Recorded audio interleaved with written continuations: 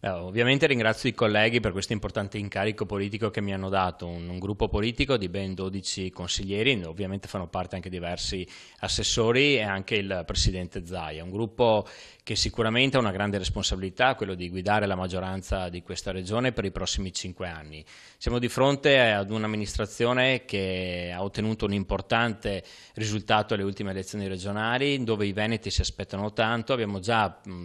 presentato il nostro programma in aula e sicuramente i prossimi mesi saranno mesi di intenso lavoro. Il mio obiettivo è quello di lavorare per i veneti, quindi trovare la maggiore intesa sia con le opposizioni sia con tutti coloro che ovviamente vorranno fare del bene per questa terra. Non voglio assolutamente barricate in aula e quindi fin d'ora sto incontrando anche i capogruppo di opposizione proprio per vedere di poter trovare dei input di incontro che possano ovviamente dare delle risposte concrete. Nostra intenzione è già